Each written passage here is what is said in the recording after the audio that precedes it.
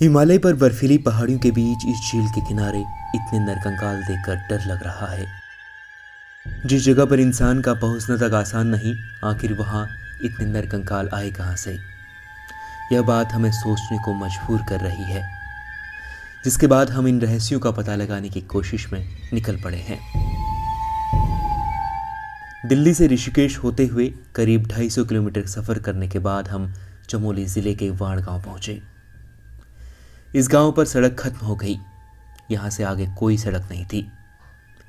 इसके बाद नीलगंगा नदी को पार करते हुए हम घने देवदार के पेड़ों से गुजरकर पहले गिरोली पाताल पहुंचे, फिर वेदनी बुग्याल, फिर भरवा बांसा होते हुए 2 दिन तक पैदल चलकर रूपकुंड पहुंच गए।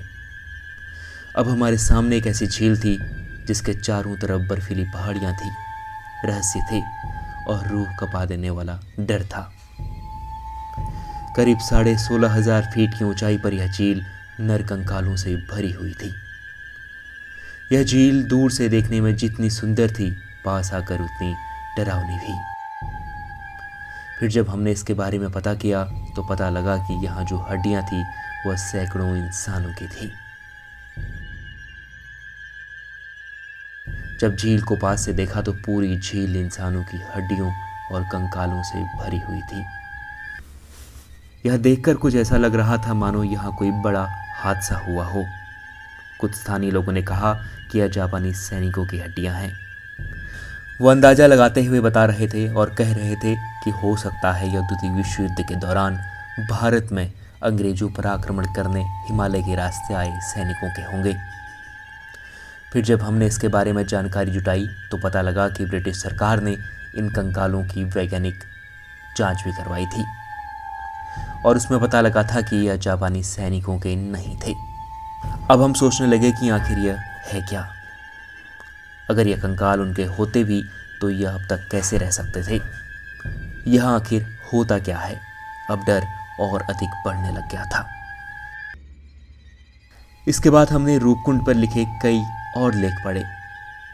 एक लेख में लिखा था कि 2004 में इस रहस्य का पता लगाने के लिए एक स्टडी हुई थी, जिसमें पता लगा था कि ये कंकाल 12वीं सदी से लेकर 15वीं सदी के बीच के हो सकते हैं।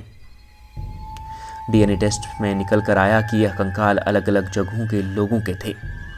वैज्ञानिकों ने कहा था कि जिनके ये कंकाल हैं उनकी मौत सिर पर किसी भारी गेंद जैसे आकार की चीज लगने से हुई हो सकती है। तो क्या थी वह चीज? क्या यह कोई तंत्र मंत्र की विद्या से जुड़ा हुआ रहस्य तो नहीं था? अब ये बात हमें सवालों के घेरे में खींचते जा रही थी। पहला तो यह कि इतनी ऊंचाई पर जहां लोग नहीं रहते, इतनी ज़्यादा संख्या में लोग आखिर आए कहां से? अगर कोई हादसा भी हुआ तो उसका जिक्र इतिहास में क्यों नहीं है? हमारे मन में सवाल पर सवाल आ रहे थे। रूपकुंड के इन रहस्यों से पर्दा उठने से पहले जो सवाल हमारे मन में थे वह हमें कई जानकारियों की ओर ले जा रहे थे। कुछ देर बाद हमें पता लगा कि रूपकुंड के रहस्य का पता लगाने के लिए कई नेशनल और इंटरनेशनल लेवल पर रिसर्च भी हुई है। इस रिसर्च में कहा गया था कि ये कंकाल सिर्फ भारत के नहीं बल्कि ग्रीस, साउथ ईस्ट एशिया के लोगों के भी हैं। यह सभी कंकाल अलग अलग नस्लों के लोगों के हैं, यहाँ तक कि महिला और पुरुष दोनों के। उत्तराखंड के चमोली में स्थित यह झील साल के ज़्यादातर समय जमी रहती है।